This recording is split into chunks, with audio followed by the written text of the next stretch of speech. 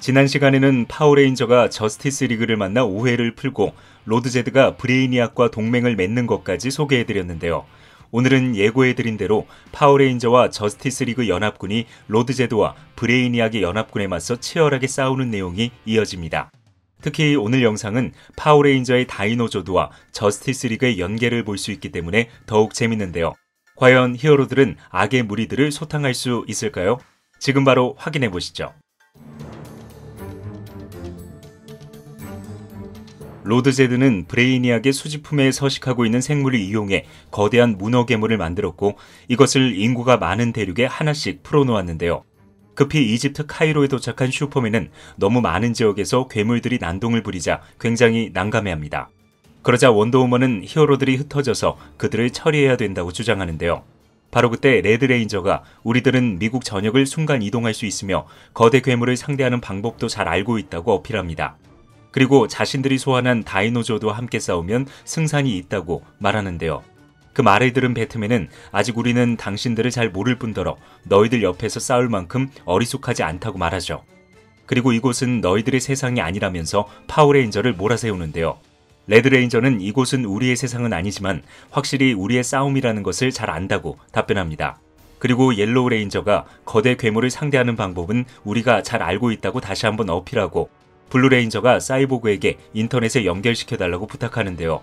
그럼에도 불구하고 배트맨이 그들을 신뢰하지 않자 그린레인저는 지금 이렇게 논쟁할 시간에 수많은 생명들이 죽어간다면서 그들의 싸움에 종지부를 찍죠.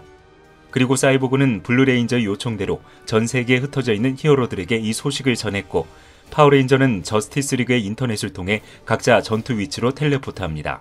하지만 그 순간 저스티스 리그의 감시탑에 무엇인가가 침입해서 바이러스를 심는데요. 일단 급한 불부터 꺼야 되기 때문에 블랙레인저는 싫다는 배트맨을 억지로 마스토돈에 태우고 이곳에서 가장 가까운 호주 멜버른에 출격하죠. 그리고 배트맨과 블랙레인저의 마스토돈은 그곳에서 싸우고 있는 히어로들과 합류해 문어 괴물과 치열한 전투를 시작합니다. 그렇게 핑크레인저는 프테라닥틸을 타고 일본 도쿄에서 원더우먼을 지원했고 아르헨티나의 부에노스 아이레스에서는 그린레인저가 드래곤조드를 타고 히어로들을 지원하죠. 그리고 미국 시애틀에서 블루레인저가 트리케라톱스를 타고 히어로들을 지원했으며 아일랜드 더블린에서는 옐로우 레인저가 세이버투스 타이거를 타고 히어로들을 지원합니다. 또한 이집트 카이로에서 레드레인저가 티라노사우루스를 타고 슈퍼맨을 지원하면서 전 세계에 흩어져 있는 문어 괴물들은 빠르게 정리되는데요. 바로 그때 알 수 없는 존재가 다이노조드에 침투하기 시작합니다. 그리고 전투에 몰입하고 있던 파워레인저들은 다이노조드 내부에 침투한 브레이니악의 드론에게 하나둘씩 변신 코인을 강탈당하면서 힘을 잃게 되죠.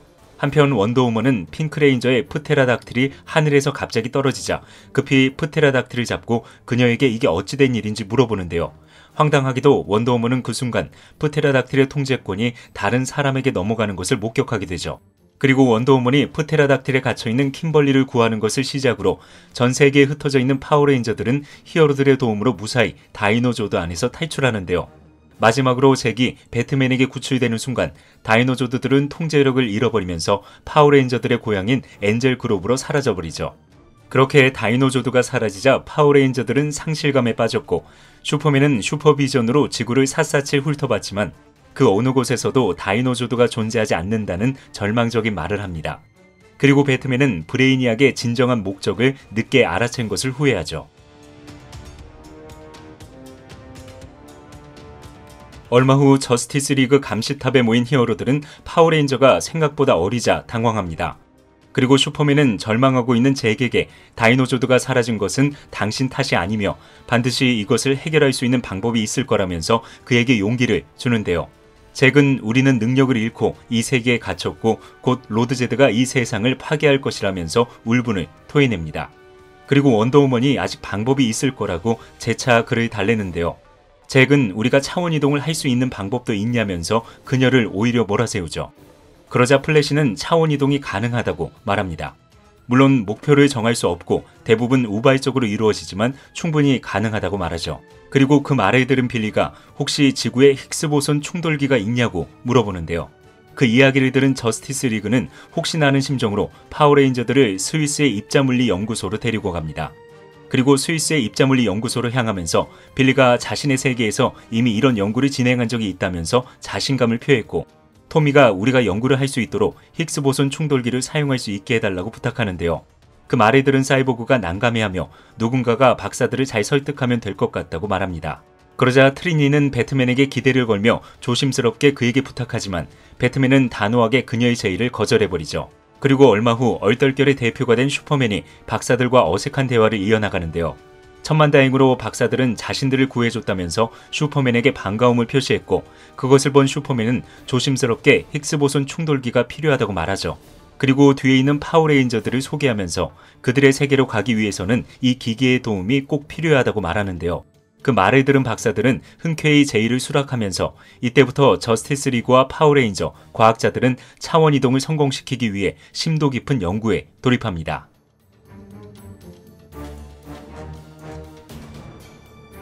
저스티스 리그와 파워레인저, 과학자들은 차원 이동을 성공시키기 위해 복잡한 수학 공식을 풀기 시작합니다.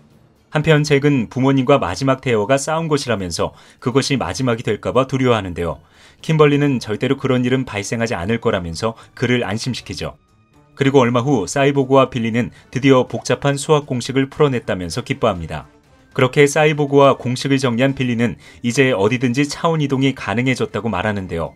그 이야기를 들은 과학자가 원하는 곳으로 차원 이동하기 위해서는 서로의 세계를 연결하는 링크가 필요하다면서 아쉬움을 토로하죠. 그러자 트리니는 변신 코인을 로드제드와 브레이니악에 뺏겨서 아쉽다고 말하는데요. 바로 그때 토미가 자신의 무기 드래곤 대거라면 충분히 가능할 것 같다고 말합니다. 그는 드래곤 대거가 아직도 드래곤 조드와 연결되어 있고 서로 만나길 원한다고 말하는데요. 그 이야기를 들은 빌리는 매우 기뻐하지만 한편으론 지하 깊숙이 보관되어 있는 힉스 보손 충돌기가 잘못되면 지구의 핵을 건들 수 있고 그렇게 되면 이 세계까지 잃어버릴 수 있다고 말합니다. 그러자 트리니는 그런 위험을 감수할 수 없다면서 차원 이동을 포기하자고 말하는데요. 그 말을 들은 원더우먼이 힉스 보손 충돌기를 다른 곳으로 옮기면 되지 않냐고 말하자 과학자는 이 연구소에는 수백 명의 사람들이 있지만 거대한 크기를 가지고 있는 힉스 보손 충돌기를 옮기는 건 불가능에 가깝다고 말하죠.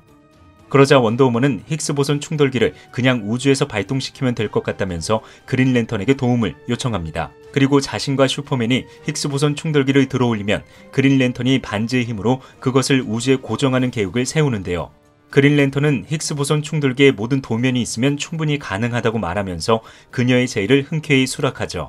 그리고 사람들을 모두 연구소에서 내보낸 그린랜턴은 설계도의 상상력을 바탕으로 힉스 보손 충돌기를 반지의 힘으로 촘촘하게 둘러쌌고 그것을 확인한 슈퍼맨과 원더우먼은 힉스 보손 충돌기를 들어올리기 시작합니다.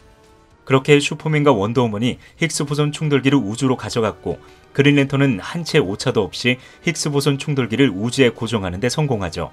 그리고 얼마 후 저스티스 리그와 파워레인저는 자벨린을 타고 우주에 도착했고 곧이어 토미의 드래곤 대거를 이용해 드디어 엔젤 그룹으로 향하는 거대한 포털이 열립니다. 그러자 저스티스 리그와 파워레인저는 자신들의 계산이 정확했다는 것에 안도하며 곧바로 자벨린을 타고 포털 안으로 들어가죠. 하지만 황당하게도 그들이 도착한 엔젤 그룹은 이미 브레이니악에 의해 축소 작업이 진행되고 있었고 그것을 본 잭과 트리니는 저 방어벽을 어떻게 뚫어야 되는지 물어보는데요. 원더우먼과 슈퍼맨은 브레이니악이 도시를 수집할 때 하는 작업은 그렇게 간단하지 않다고 말합니다. 그리고 브레이니악이 도시를 수집할 때 도시는 거대한 보호막으로 둘러싸여 있는데 이것은 쉽게 뚫을 수도 없지만 만약 강제로 뚫게 되면 분자가 불안정해지면서 그 안에 있는 모든 것을 찢어버릴 수 있다고 경고하죠. 하지만 그대로 놔두면 온전한 상태로 줄어들기 때문에 큰 문제는 없으며 이후 브레이니악이 도시를 수집해 간다고 말하는데요.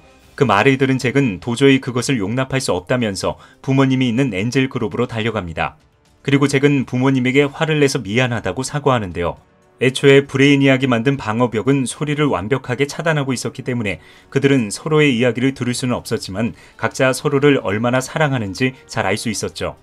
이렇게 파워레인저는 힘을 잃어버리고 엔젤 그로브까지 강탈당했는데요. 다음 시간에는 파워레인저가 힘을 회복하고 로드제드와 브레이니악 연합군의 본격적인 침공이 시작됩니다. 따라서 오늘 영상이 재밌었다면 다음 영상도 기대해 주시기 바랍니다. 지금까지 히파라치였습니다.